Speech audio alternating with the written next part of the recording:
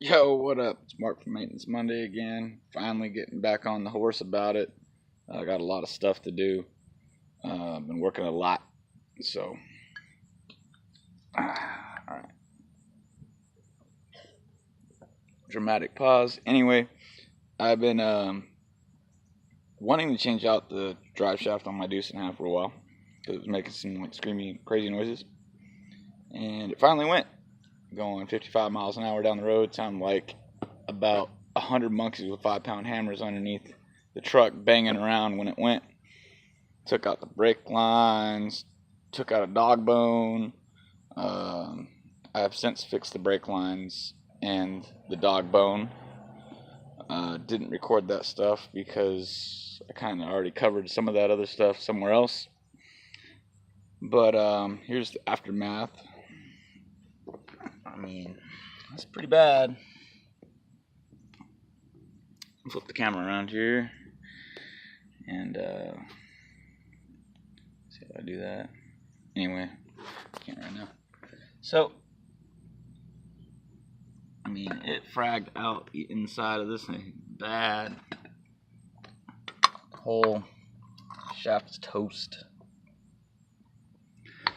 But I was smart and went and bought a brand new old stock one. And it has, like, it's been balanced, has all the little counterweight stuff on it and stuff like that. This one did not have anything of the sort on it, so it is a much better drive shaft than the original one. Here's its counterweight. So I'm gonna install that. I'll go through some of the trials and tribulations of doing that here in this video.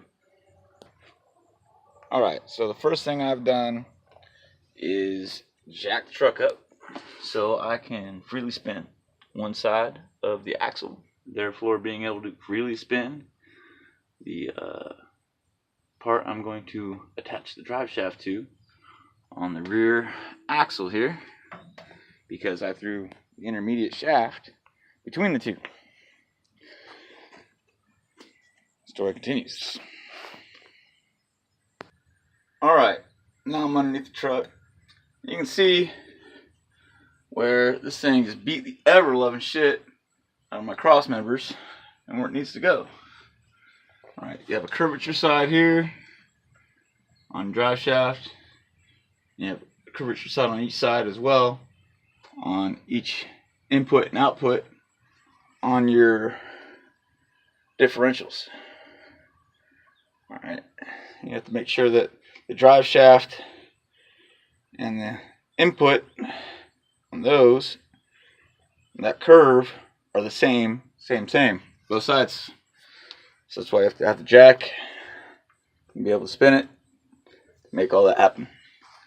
Next thing you're going to do, I'm going to have to go hands-free on this. I'm not going to be able to show you, but I'll show you the afterworks of it. I will start the bolts and get them in, and hopefully everything will stay lined up, and then I'll be able to hammer down on them and torque them. Alright, here's my update. So now it's in. Got my bolts all started up. They're all bolt in from the drive shaft sides on both sides.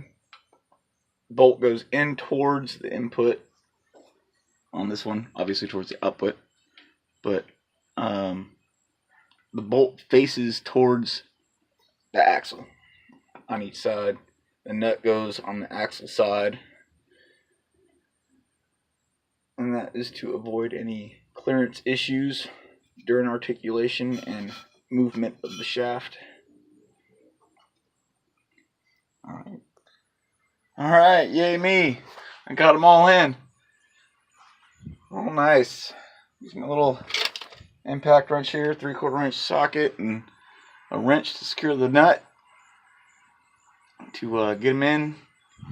And now I'm going to go through with the little torque wrench here and torque everything down to, I'm gonna go 100 foot-pounds, and call it good with 100 foot-pounds. You can correct me if I'm wrong, but I mean, grade 8s this big should be able to torque down to about 115 foot-pounds and be fine. and have their max clamping power and not break. But 100 just under that, so that should be good. And suggest using new hardware, definitely. Don't use the old bolts because they will fucking break on you. Okay. More to follow on all this and an update, and also make sure you hit your grease fittings here and your joints and on your shaft.